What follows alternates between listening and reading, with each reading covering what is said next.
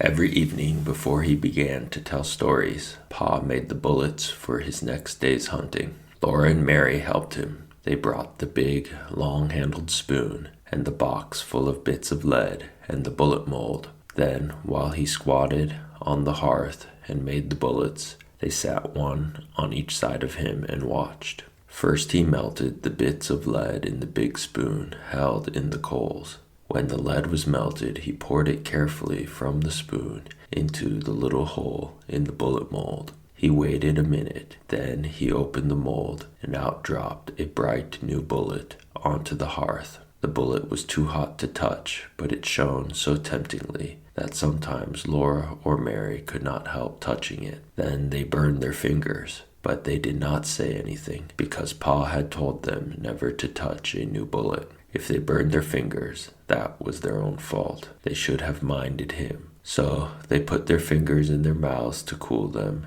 and watched Pa make more bullets. There would be a shining pile of them on the hearth before Pa stopped. He let them cool. Then, with his jackknife, he trimmed off the little lumps left by the hole in the mold. He gathered up the tiny shavings of lead and saved them carefully to melt again the next time he made bullets. The finished bullets he put in his bullet pouch. This was a little bag which Ma had made beautifully of buckskin from a buck Pa had shot. After the bullets were made, Pa would take his gun down from the wall and clean it. Out in the snowy woods all day, it might have gathered a little dampness, and the inside of the barrel was sure to be dirty from powder smoke. So Pa would take the ramrod from its place under the gun barrel and fasten a piece of clean cloth on its end. He stood the butt of the gun in a pan on the hearth and poured boiling water from the tea kettle into the gun barrel. Then quickly he dropped the ramrod in and rubbed it up and down, while the hot water blackened with powder smoke, spurting out through a little hole on which the cap was placed when the gun was loaded. Pa kept pouring in more water and washing the gun barrel with the cloth on the ramrod until the water ran clear. Then the gun was clean. The water must always be boiling so that the heated steel would dry instantly. Then Pa put a clean, greased rag on the ramrod, and while the gun barrel was still hot, he greased it well on the inside. With another clean, greased cloth, he rubbed it all over, outside, until every bit of it was oiled and sleek. After that, he rubbed and polished the gun stock until the wood of it was bright and shining too.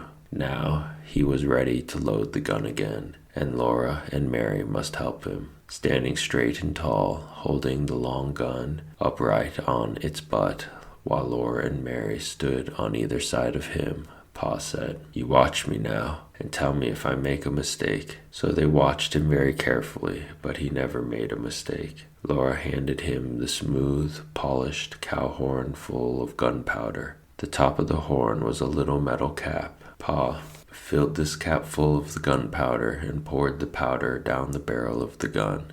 Then he shook the gun a little and tapped the barrel to be sure that all the powder was together in the bottom. "Where's my patch box?" he asked then, and Mary gave him a little tin box full of pieces of greased cloth. Pa laid one of these bits of greasy cloth over the muzzle of the gun, put one of the shiny new bullets on it, and with the ramrod he pushed the bullet and the cloth down the gun barrel. Then he pounded them tightly against the powder. When he hit them with the ramrod bounced up in the gun barrel, and Pa caught it and thrust it down again. He did this for a long time. Next, he put the ramrod back in its place against the gun barrel. Then, taking a box of caps from his pocket, he raised the hammer of the gun and slipped one of the little bright caps over the hollow pin that was under the hammer. He let the hammer down, slowly and carefully. If it came down quickly, bang, the gun would go off. Now the gun was loaded, and Pa laid it on its hooks over the door. When Pa was home at night, the gun always lay across those two wooden hooks above the door. Pa had whittled the hooks out of a green stick with his knife and had driven their straight ends deep into holes in the log. The hooked ends curved upwards and held the gun securely. The gun was always loaded, and always above the door, so that Pa could get it quickly and easily any time he needed a gun.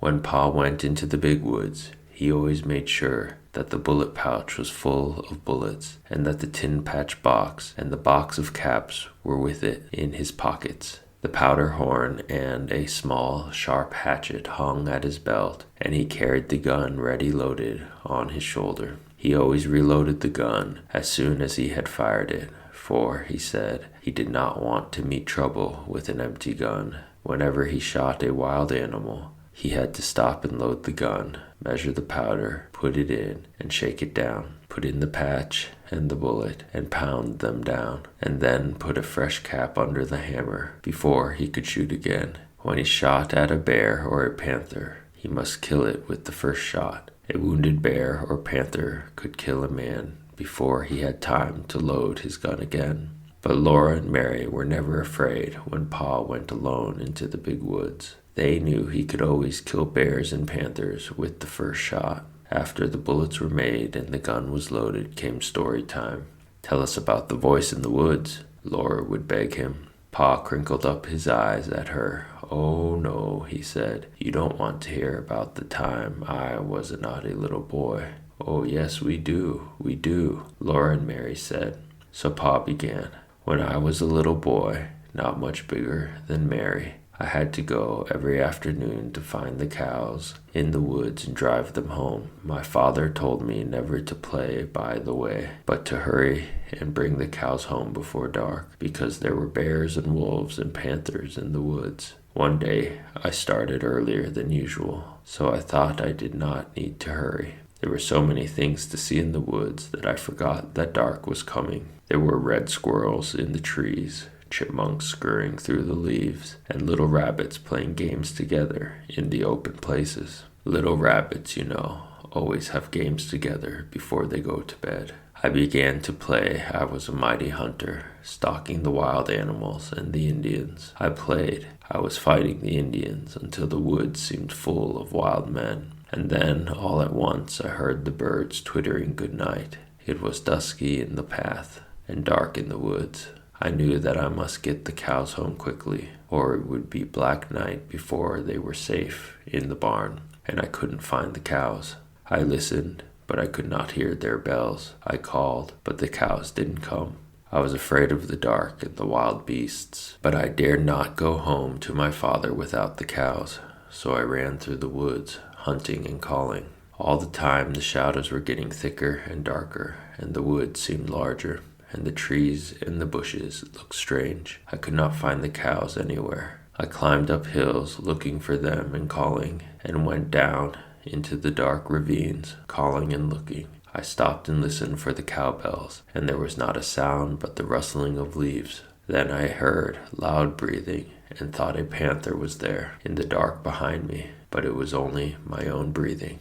My bare legs were scratched by the briars, and when I ran through the bushes, their branches struck me. But I kept on, looking and calling, "Suki, Suki, Suki, Suki." I shouted with all my might, "Suki." Right over my head something asked, "Who?" My hair stood straight on end.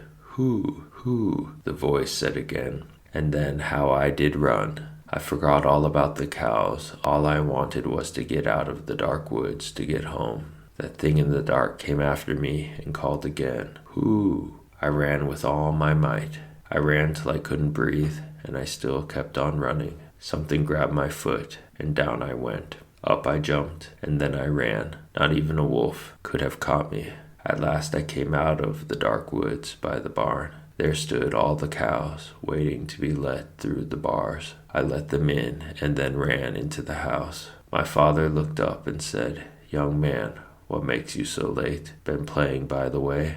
I looked down at my feet, and then I saw that one big toenail had been torn clean off. I had been so scared that I had not felt it hurt till that minute. Pa always stopped telling the story here, and waited until Laura said, "Go on, Pa, please go on." "Well," Pa said, "then your grandpa went out into the yard and cut a stout switch, and he came back into the house and gave me a good thrashing, so that I would remember to mind him after that. A big boy 9 years old is old enough to remember to mind, he said. There's a good reason for what I tell you to do, he said.